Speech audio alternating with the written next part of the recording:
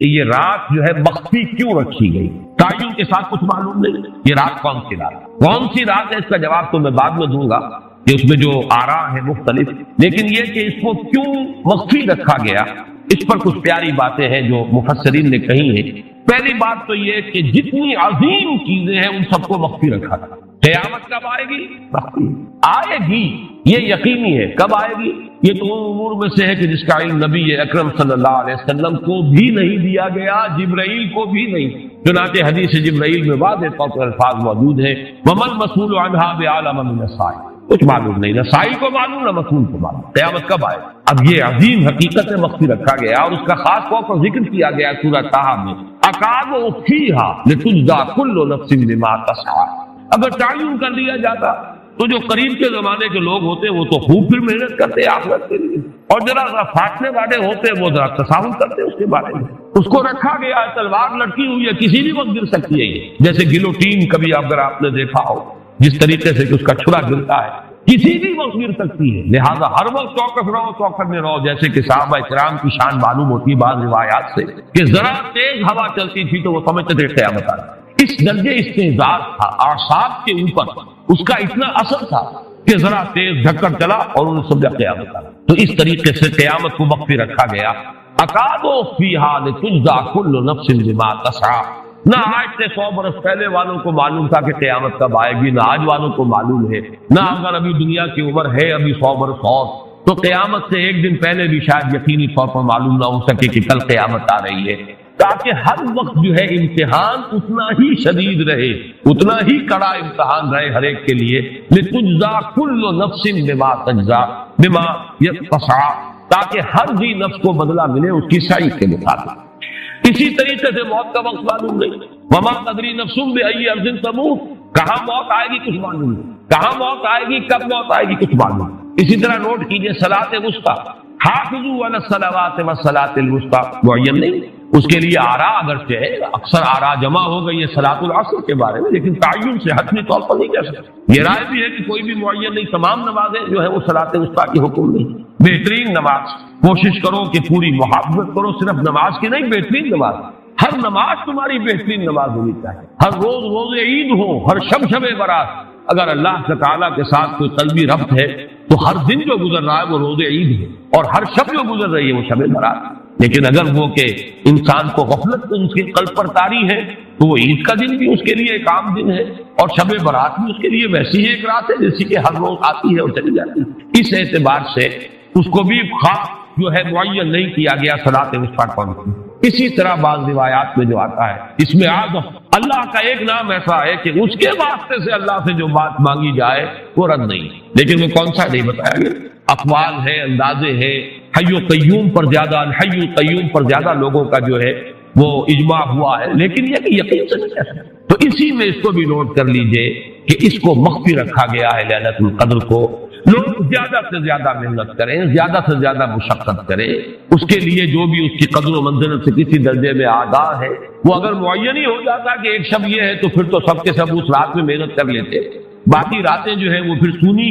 اور ویران گزرتی۔ لیکن یہ کہ مطلوب یہ ہے کہ زیادہ سے زیادہ راتیں آباد ہوں، زیادہ سے زیادہ راتوں میں ذکر ہو، عبادت ہو، دعا ہو، اس لیے اس کو مخفی رکھا گیا۔ یہ حکمت ہے۔ اس میں بھی ایک عجیب نکتہ ہے جو امام راضی رحمۃ اللہ علیہ نے بیان کیا ہے، اور حوالہ اگرچہ نہیں دیا اس حدیث کا، لیکن ایک روایت کے حوالے سے بات بیان کی کہ اس کے ظاہر نہ کرنے میں بھی اللہ کی ایک شفقت اور رحمت ہے بندوں کے حق میں، اس لیے کہ اس کی قدر جتنی زیادہ ہے اتنی ہی اس کی ناقدری پر سزا ہوگی۔ اگر معلوم ہو کہ یہ شب ہے اور اس کی ناقدری کو انسان کرے تو گویا کہ پھر وہ اتنا ہی زیادہ مورد عقاب اور مورد سزا بن جائے گا۔ اس کے لیے ایک بڑا پیارا واقعہ نقل کیا امام راضی نے کہ حضور صلی اللہ علیہ وسلم حضرت علی رضی اللہ تعالی عنہ ایک روز مسجد میں داخل ہوئے، ساتھ آئے ہیں، دیکھا کہ ایک شخص سو رہا ہے، نماز کا وقت ہو چکا تھا۔ حضور نے حضرت علی سے فرمایا کہ اسے جگا دو، اسے ہوش میں لے آؤ تاکہ یہ وضو کرے، نماز کے لیے تیاری کرے۔ حضرت علی نے امتثال امر کیا، جا کر جگا دی۔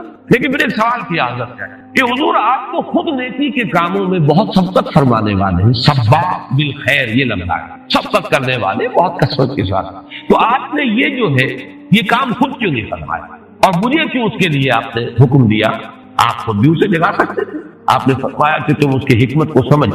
میرے جگانے پر اگر وہ نہ جاگتا اور انکار کر دیتا تو کفر ہو جاتا اس کے ہاں، اور تمہارے جگانے پر اگر کچھ تساہل سے بھی وہ کام لیتا تو وہ کفر نہ ہو۔ یہ فرق ہے کہ اللہ تعالیٰ کی طرف سے ایک شفقت ہے کہ حضور صلی اللہ علیہ وسلم جگاتے اور کسی درجے میں وہ انکار کر دیتا۔ کبھی ایسا بھی ہوتا آدمی نیند میں ہے اور وہ کہتا جاؤ جاؤ مجھے آرام کر دے دو، تو اگر میرے ساتھ یہ معاملہ ہوتا تو وہ کفر کے درجے کو پہنچ جاتی بات، لیکن اگر تمہارے ساتھ یہ معاملہ ہو بھی جاتا تو اس درجے شدید نہ ہوتا۔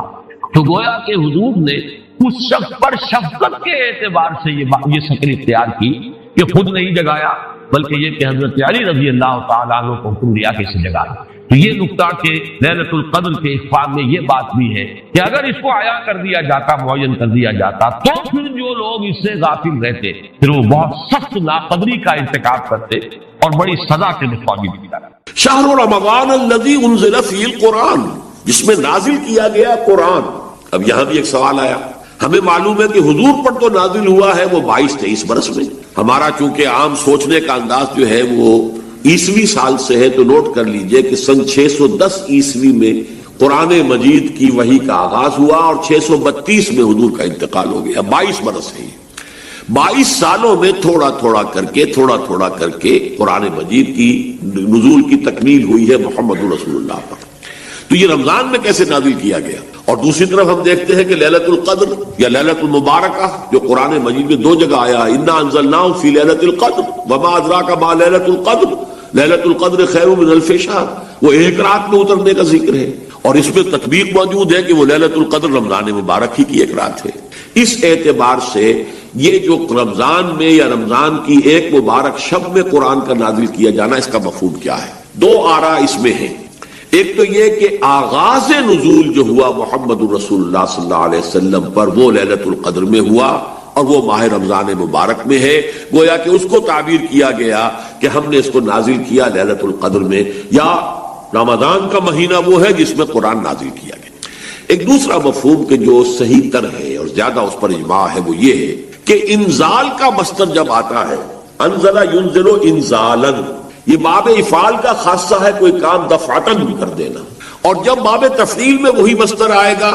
نزل ینزل تنزیلا، اس کے معنی ہوں گے رفتہ رفتہ تدریجاً ایک کام کو کرنا۔ تدریج کا لفظ بھی اسی تفعیل کے باب سے، جس کی ایک بڑی اہم مثال ہے اعلام اور تعلیم۔ اعلام کسی کو کوئی چیز بتا دینا، اب اس کی سمجھ میں آئی یا نہیں آئی ہے وہ جانے، ہمارا کام تھا بتا دینا۔ ایک ہے تعلیم، بڑے اہتمام کے ساتھ محنت کر کے کوئی چیز سمجھانی ہے، پھر یہ بھی دیکھنا ہے یہ بات سمجھ میں آ گئی تو اگلی بات سمجھاؤں، اس کے اندر درجہ بدرجہ جو ہے اس کو علم دیا جا رہا ہے، یہ تعلیم ہے۔ تو قرآن مجید میں نزول کے لیے یہ دونوں صیغے آئے، رمضان مبارک اور لیلۃ القدر یا لیلہ مبارکہ، اس میں آتا ہے باب افعال۔ شہر رمضان الذی انزل فیہ القرآن انا انزلناہ فی لیلۃ القدر انا انزلناہ فی لیلۃ مبارکۃ، لہذا یہ ہے پورے قرآن مجید کا لوح محفوظ سے، یا جس کو کتاب مکنون کہا ہے سورہ واقعہ میں، یا جسے انہ فی ام الکتاب لدینا لعلی حکیم کہا گیا، ام الکتاب، وہاں سے پورا قرآن نازل کر دیا گیا سمائے دنیا تک۔ یہ لیلۃ القدر میں ہو گیا، یہ وہی سمائے دنیا ہے جس کے بارے میں وہ حدیث بھی آتی ہے کہ اللہ تعالی ہر رات کو اس کے آخری جو ساعتیں ہیں اس میں نزول فرماتا ہے سمائے دنیا تک، اور پھر ایک پکارنے والا پکارتا ہے حل من سائل فاعطیہ، ہے کوئی مانگنے والا کہ میں اسے دوں عطا کروں، حل من مستغفر فاغفر لہ، ہے کوئی استغفار کرنے والا، معافی چاہنے والا، مغفرت چاہنے والا کہ میں اسے بخش دوں۔ اسی سمائے دنیا تک قرآن مجید پورا کا پورا گویا کہ نازل کر دیا گیا جملۃ واحدہ، یہ سمائے دنیا تک لیلۃ مبارکہ میں یا لیلۃ القدر میں جو ماہ رمضان مبارک کی ایک شب ہے۔ البتہ وہاں سے حضرت جبرائیل علیہ الصلوۃ والسلام تھوڑا تھوڑا کر کے اس کو نازل فرماتے رہے حضور پر، اور یہ ترتیب نزولی ہے حضور کی دعوت و تحریک کے تقاضوں کے مطابق، جبکہ جو اصل ہے لوح محفوظ میں اور کتاب مکنون میں اور ام الکتاب میں، وہ ترتیب وہ ہے جس کے ساتھ کہ پھر حضور نے اس کو مرتب کر دیا اللہ تعالیٰ کے حکم سے، ان علینا جمعہ وقرآنہ فاذا قرأناہ فاتبع قرآنہ۔ انزل فیہ القرآن، اور قرآن کیا ہے؟ ھدی للناس وبینات من الھدی والفرقان، یہ بن کر آیا ہے لوگوں کے لیے ہدایت۔ اب یہاں نوٹ کیجئے ذرا ایک تقابل آئے گا، اسی سورہ بقرہ کے شروع میں فرمایا گیا ہے قرآن کے بارے میں الف لام میم ذالک الکتاب لا ریب فیہ ھدی للمتقین، یہ ہدایت ہے متقیوں کے لیے، یہاں فرمایا ھدی للناس، تمام انسانوں کے لیے، تو اس میں مطابقت کیا ہے، تطبیق کیسے ہوگی؟ وہ یہ ہے کہ قرآن مجید اپنی جگہ پر فی نفسہ علی مقامہ تمام انسانوں کے لیے ابد الآباد تک کے لیے یہ ہدایت ہے، رہنمائی ہے، عوام کے لیے بھی خواص کے لیے بھی، عام لوگ ان پڑھ جاہل ان کے لیے بھی، اور بڑے سے بڑے حکیم اور فلسفی اور دانا اور سائنسدان کے لیے بھی۔ اپنے دور میں جب کہ قرآن نازل ہوا اس وقت کے عوام و خواص کے لیے بھی، اس وقت بھی دنیا میں بڑے بڑے فلسفی تھے، ایران میں ایران کی ایرانی قوم کی تو گھٹی میں فلسفہ اور منطق پڑی ہوئی تھی، لیکن ان کے لیے بھی ہدایت نامہ قرآن ہی تھا، عام بدوؤں کے لیے بھی ہدایت نامہ قرآن تھا۔ پھر یہ کہ آج اس صدی کے اندر علامہ اقبال جیسی شخصیت، انہیں بھی تو آخر کار جو تسکین حاصل ہوئی ہے ان کے علم کی، جو پیاس بجھی ہے وہ تو قرآن سے بجھی۔ انہوں نے اپنے فلسفے کے لیے بھی سورس جو ہے فلسفہ خودی کے لیے سورہ حشر کی ایک آیت کو معین کیا ہے۔ تو اس حوالے سے یہ ہے تو اپنی جگہ ھدی للناس، البتہ اس سے استفادے کی شرط لازم تقویٰ ہے۔ ظاہر بات ہے کہ بھینس کے آگے بین بجائیں تو بھینس کو تو کوئی فائدہ نہیں۔ ابو جہل کو قرآن سے کوئی فائدہ نہیں ہو سکا، ابو لہب کو کوئی فائدہ نہیں ہو سکا، لیکن جس کے دل میں طلب ہوگی، جو چاہے گا کہ ہاں وہ جاننا چاہتا ہوں کہ حقائق کیا ہیں، میں جاننا چاہتا ہوں سیدھا راستہ کون سا ہے، جس کے اندر یہ پیاس ہے، وہ اس کے لیے جو ہے قرآن مجید اس کے لیے ہدایت نامہ ہے، وہ متقین جو ہے ان کے لیے ہے۔ اور اس میں دیکھیے اب ایک ربط جڑ گیا، روزے کی عبادت کی غرض معین ہوئی تھی لعلکم تتقون، اور تقوی شرط ہے قرآن سے استفادے کے لیے، لہذا رمضان مبارک کا مہینہ کہ جس میں قرآن نازل کیا گیا اس میں روزے کی عبادت فرض کر دی گئی تاکہ یہ دونوں چیزیں جڑ جائیں،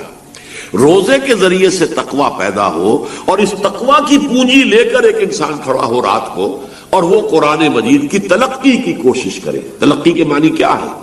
لقا،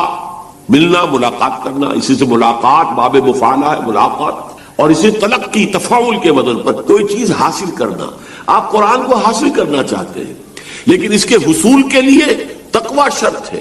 دن میں روزہ رکھیے، جو بھی کوئی رمق آپ کو تقوی کی میسر آئی، جو بھی کوئی آپ کو تھوڑا بہت جو ہے تقوی حاصل ہوا، اب اسے لے کر رات کو کھڑے ہو جائیے تاکہ وہ قرآن کی تلقی کر سکے، قرآن آپ پر نازل ہو سکے۔ بقول اقبال کہ تیرے ضمیر پہ جب تک نہ ہو نزول کتاب، گرہ گرہ کشا ہے نہ رازی نہ صاحب کشاف۔ ایک تو یہ کہ آغاز نزول جو ہوا محمد رسول اللہ صلی اللہ علیہ وسلم پر وہ لیلۃ القدر میں ہوا اور وہ ماہ رمضان مبارک میں ہے، گویا کہ اس کو تعبیر کیا گیا کہ ہم نے اس کو نازل کیا لیلۃ القدر میں، یا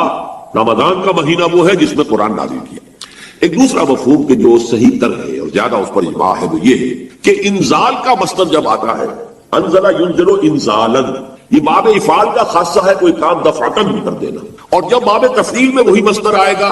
نزل ینزل تنزیلا، اس کے معنی ہوں گے رفتہ رفتہ تدریجاً ایک کام کو کرنا۔ تدریج کا لفظ بھی اسی تفعیل کے باب سے، جس کی ایک بڑی اہم مثال ہے اعلام اور تعلیم۔ اعلام کسی کو کوئی چیز بتا دینا، اب اس کی سمجھ میں آئی یا نہیں آئی ہے وہ جانے، ہمارا کام تھا بتا دینا۔ ایک ہے تعلیم، بڑے اہتمام کے ساتھ محنت کر کے کوئی چیز سمجھانی ہے تو یہ بھی دیکھنا ہے یہ بات سمجھ میں آ گئی تو اگلی بات سمجھاؤں، اس کے اندر درجہ بدرجہ جو ہے اس کو علم دیا جا رہا ہے، یہ تعلیم۔ تو قرآن مجید میں نزول کے لیے یہ دونوں چیزیں آئیں، رمضان مبارک اور لیلۃ القدر یا لیلہ مبارکہ، اس میں آتا ہے باب افعال۔ شہر رمضان الذی انزل فیہ القرآن انا انزلناہ فی لیلۃ القدر انا انزلناہ فی لیلۃ مبارکۃ، لہذا یہ ہے پورے قرآن مجید کا لوح محفوظ سے، یا جس کو کتاب مکنون کہا ہے سورہ واقعہ میں، یا جسے انہ فی ام الکتاب لدینا لعلی الحکیم کہا گیا، ام الکتاب، وہاں سے پورا قرآن نازل کر دیا گیا سمائے دنیا تک، یہ لیلۃ القدر میں ہو گیا۔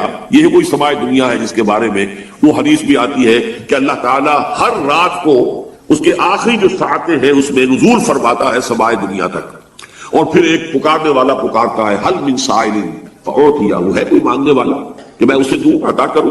حل من مستغفر فاغفر لہ، ہے کوئی استغفار کرنے والا، معافی چاہنے والا، مغفرت چاہنے والا کہ میں اسے بخش دوں۔ اسی سمائے دنیا تک قرآن مجید پورا کا پورا گویا کہ نازل کر دیا گیا جملۃ واحدہ، یہ سمائے دنیا تک لیلۃ مبارکہ میں یا لیلۃ القدر میں جو ماہ رمضان مبارک کی ایک شب ہے۔ البتہ وہاں سے حضرت جبرائیل علیہ الصلوۃ والسلام تھوڑا تھوڑا کر کے اس کو نازل فرماتے رہے حضور پر، اور یہ ترتیب نزولی ہے حضور کی دعوت و تحریک کے تقاضوں کے مطابق، جبکہ جو اصل ہے لوح محفوظ میں اور کتاب مکنون میں اور ام الکتاب میں، وہ ترتیب وہ ہے جس کے ساتھ کہ پھر حضور نے اس کو مرتب کر دیا اللہ تعالیٰ کے حکم سے، ان علینا جمعہ وقرآنہ فاذا قرأناہ فاتبع قرآنہ، انزل فیہ القرآن، اور قرآن کیا ہے؟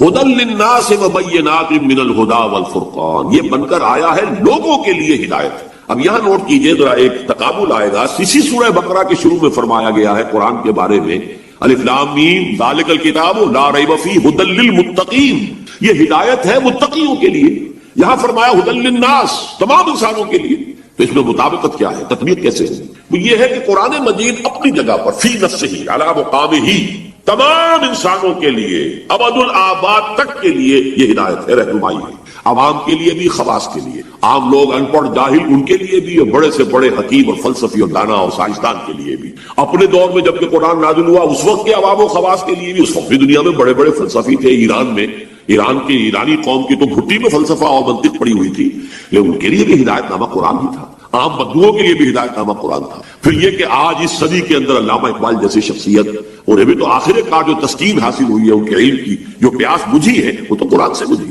انہوں نے اپنے فلسفے کے لیے بھی سورس جو ہے فلسفہ خودی کے لیے سورہ حشر کی ایک آیت کو معین کیا، تو اس حوالے سے یہ ہے تو اپنی جگہ ہدی للناس، البتہ اس سے استفادے کی شرط لازم تقویٰ ہے۔ ظاہر بات ہے کہ بھینس کے آگے بین بجائیں تو بھینس کو تو کوئی فائدہ نہیں، ابو جہل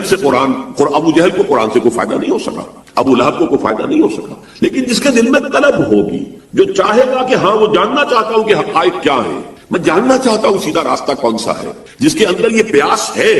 وہ اس کے لیے جو ہے قرآن مجید اس کے لیے ہدایت نامہ ہے، وہ متقین جو ہے ان کے لیے ہے۔ اور اس میں دیکھیے اب ایک ربط جڑ گیا، روزے کی عبادت کی غرض معین ہوئی تھی لعلکم تتقون، اور تقوی شرط ہے قرآن سے استفادے کے لیے، لہذا رمضان مبارک کا مہینہ کہ جس میں قرآن نازل کیا گیا اس میں روزے کی عبادت فرض کر دی گئی تاکہ یہ دونوں چیزیں جڑ جائیں، روزے کے ذریعے سے تقوی پیدا ہو، اور اس تقوی کی پونجی لے کر ایک انسان کھڑا ہو رات کو اور وہ قرآن مجید کی تلقی کی کوشش کرے۔ تلقی کے معنی کیا ہے؟ لقا،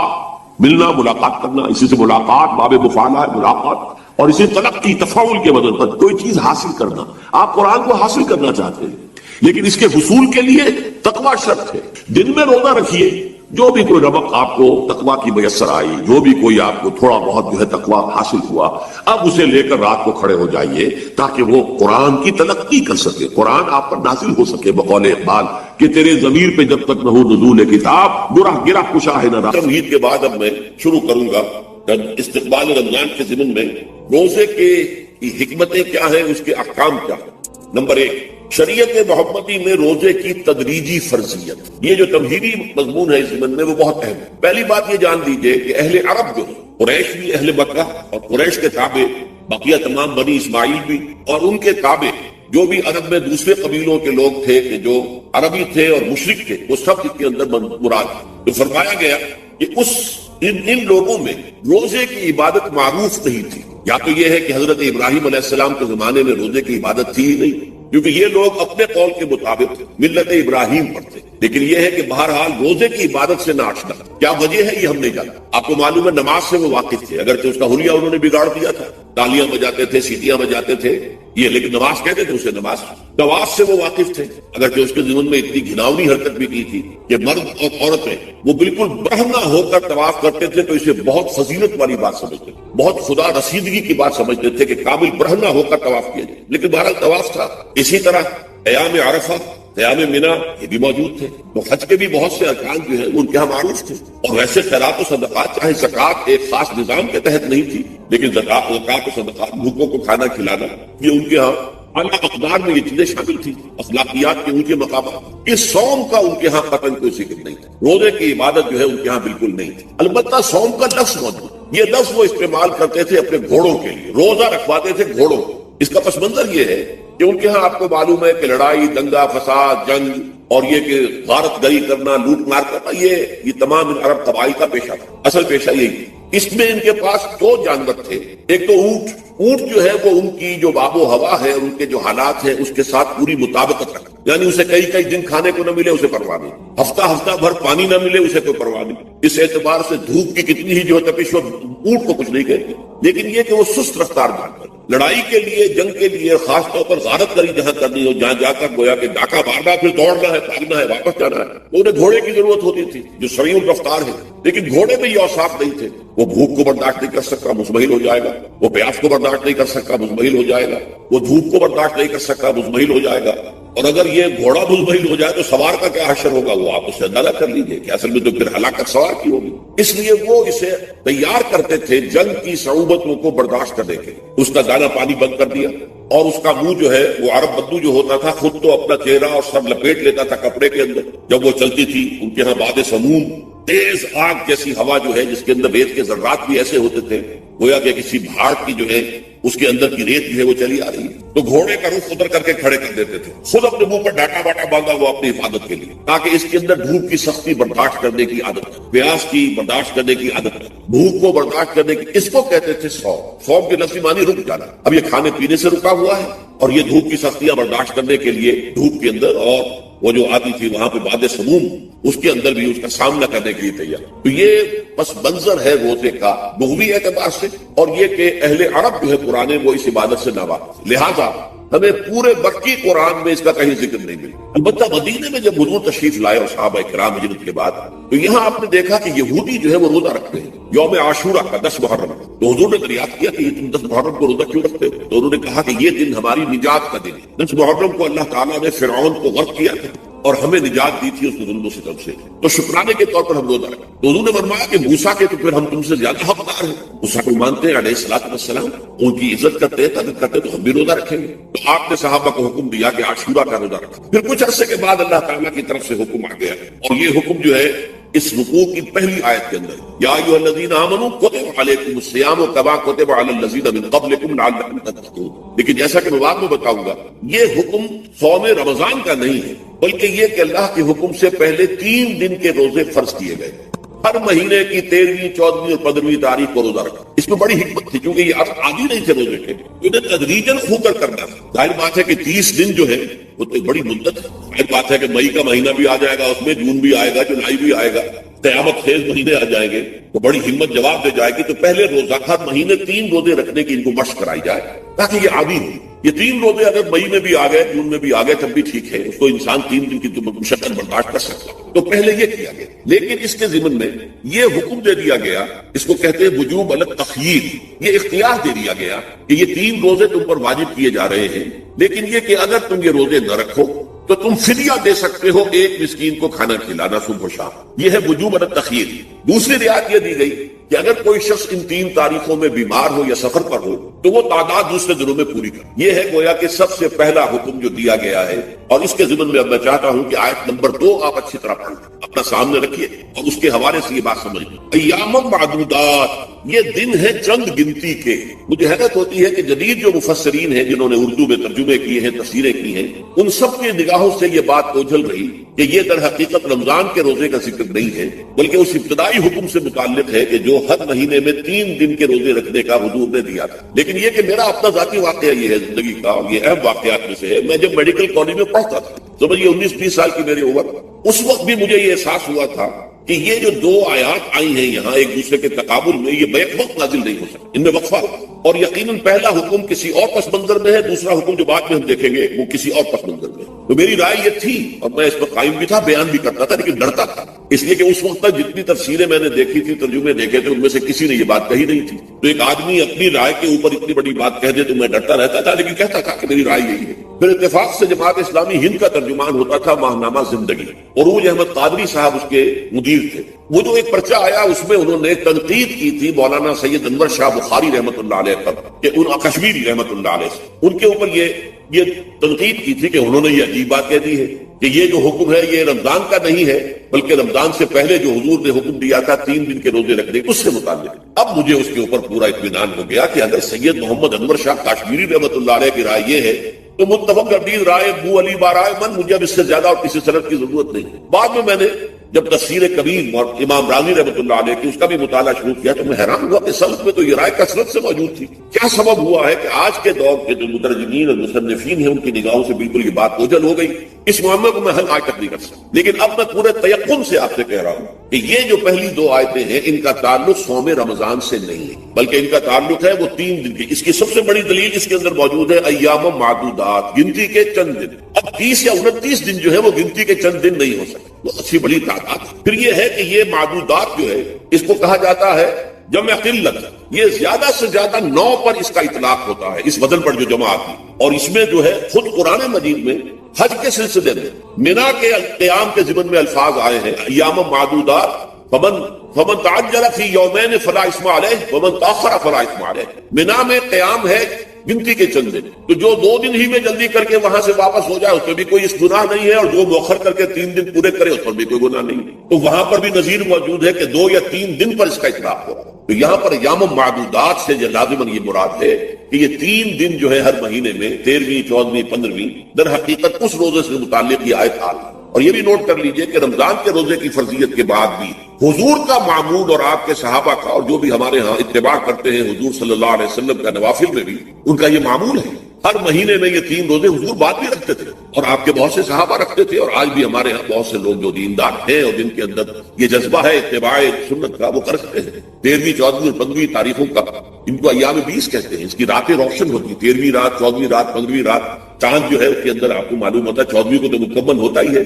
13ویں اور 15ویں کا بھی تقریباً مکمل ہے۔ تو ایام 20 کے روزے جو ہے بعد میں بھی برقرار رہے ہیں، لیکن نفل فرض اس کے بعد جو ہے وہ رمضان کے روزے ہو گئے۔ ایام معدودات یہ دن ہے گنتی کے۔ فمن کان منکم مریض او علی سفر فعدۃ من ایام اخر، تو جو کوئی بھی تم میں سے ہو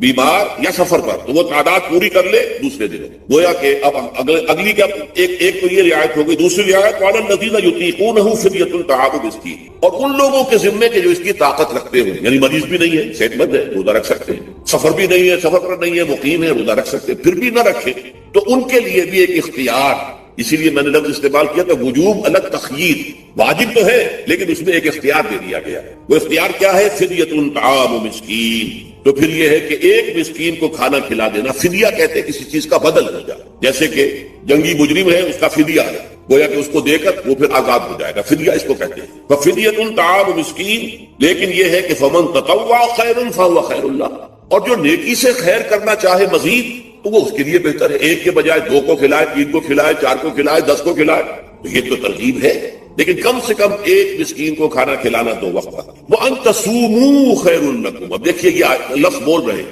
اگر تم روزہ رکھو تو یہ تمہارے حق میں بہتر ہے، یعنی اگرچہ اختیار تمہیں دے دیا، اختیار یہ ہے کہ روزہ رکھو، اگر نہ رکھو تو فدیہ دے دو ایک مسکین کا کھانا، لیکن اگر تم روزہ رکھو ان کنتم تعلمون، اگر حقیقت میں تم علم رکھتے ہو کہ روزے کے اندر کیا کیا برکات ہیں تو تمہیں روزہ لازماً رکھنا چاہیے۔ تشویق اور ترغیب موجود ہے لیکن یہ کہ اس کی فرضیت یا وجوب نہیں ہے۔ یہ تھا ابتدائی حکم روزے کی صفت۔ اب اس کے بعد اگلی آیت جو ہے اس کے بھی پہلے حصے کو مت پڑھیے، شہر رمضان الذی انزل فیہ القرآن، اس کے بارے میں تو بعد میں گفتگو ہوگی، بینات من الہدی والفرقان، لیکن اگلا جملہ فمن شہد منکم الشہر فلیصم،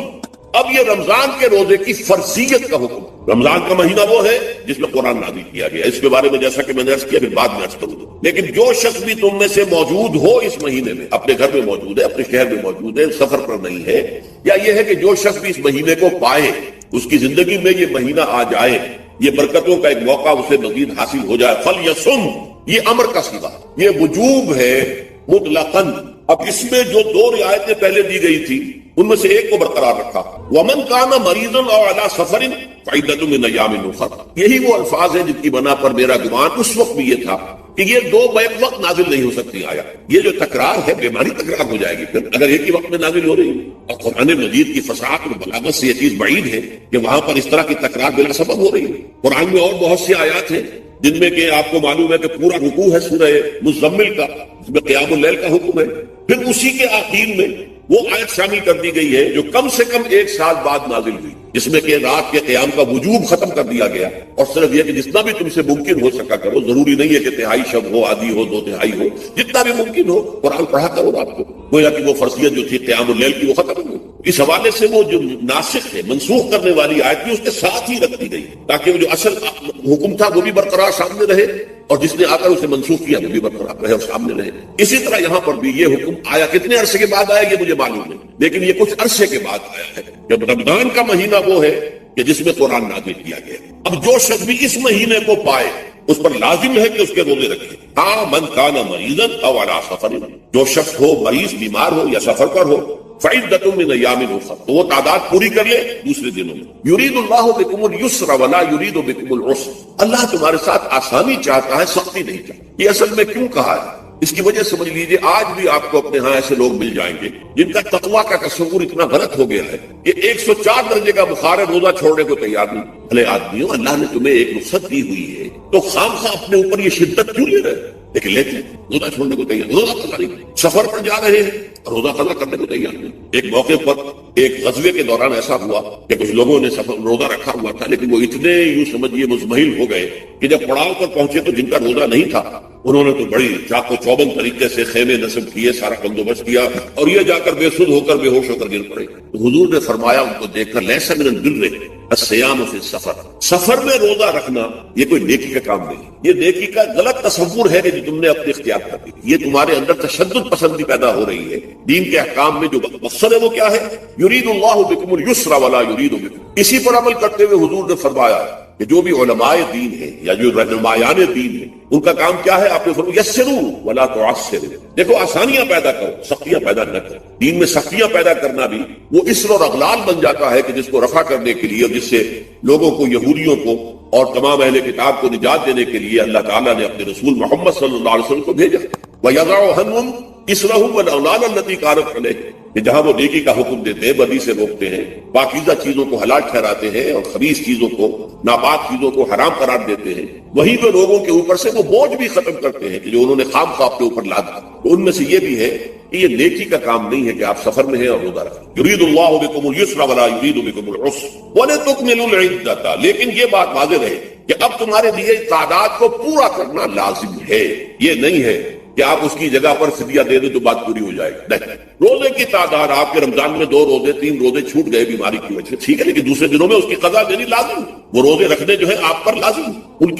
کا کوئی بدل جو ہے وہ فدیہ نہیں ہو سکتا۔ البتہ یہ نوٹ کر لیجئے، یہ حکمت نبوی ہے کہ یہاں اگرچہ وہ فدیے کا حکم جو ہے گویا کہ بظاہر قرآن مجید کے الفاظ سے محسوس ہوتا ہے کہ مطلقاً منسوخ ہو گیا، لیکن حضور نے اس کو خاص حالتوں میں باقی رکھا ہے۔ کوئی شخص اتنا بوڑھا ہو چکا ہے یا خاتون اتنی بوڑھی ہو چکی ہے کہ دن بھر کا فاقہ جو ہے اس میں اندیشہ ہے کہ کہیں ہلاک نہ ہو جائے، کوئی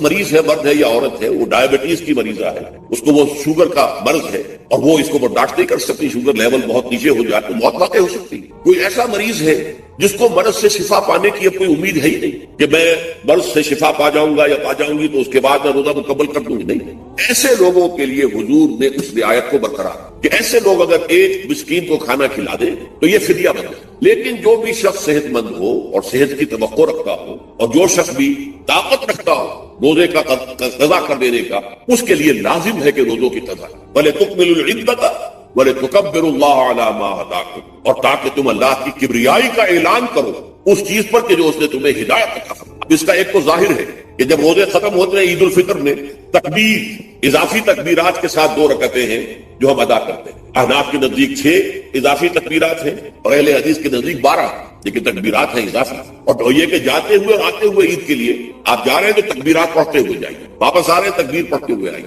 اور یہ بھی کہ جاتے ہوئے راستہ کوئی اور، آتے ہوئے راستہ کوئی اور اختیار کیجئے تاکہ پورا شہر، پوری بستی جو ہے تکبیر کی آواز سے گونجے۔ یہ ظاہر ہے، باطن اس کا کیا ہوگا؟ اللہ کی کبریائی کا اعلان کرو، اللہ کی کبریائی کو نافذ کرنے کی کوشش۔ جب اللہ نے تمہیں ہدایت دے دی ہے، تمہیں اپنے دین حق سے نواز کیا، تمہارا فرض ہے کہ اس کو قائم کرو، اس کے لیے جد و جہد کرو، اس کے لیے تن من دھن لگاؤ، اس کے لیے جان و مال سے جہاد کرو۔ وَلِتُكَبِّرُوا اللَّهَ عَلَى مَا هَدَاكُمْ وَلَعَلَّكُمْ تَشْكُرُونَ، اور تاکہ تم واقعتاً شکر کرو۔ اس پر بھی گفتگو بعد میں ہوگی، یہ حکمت صوم کے حوالے سے ہے یہ لفظ۔ اس کے بعد جو ہے ایک آیت چھوڑ کر پھر اگلی 5ویں آیت پڑھی، یہ ہے تکمیلی احکام۔ ابتدائی احکام آ گئے، نمبر 2 میں صوم رمضان کا حکم آ گیا، نمبر 3 پر ہوا کیا تھا کہ جب روزوں کا حکم دیا گیا تو چونکہ مثال آپ نے رکھی تھی یہود کی کہ یہود جو ہے عاشورہ کا روزہ رکھتے ہیں، تو ہم بھی کیوں نہ رکھیں، مسلمانوں تم بھی رکھیں۔ اس سے گمان یہ کیا گیا کہ جو احکام یہود کی شریعت میں ہے روزے کے، کیا وہی ہماری شریعت میں بھی ہے؟ اور ان کی شریعت میں یہ تھا کہ رات کو سو گئے تو روزہ شروع ہو گیا،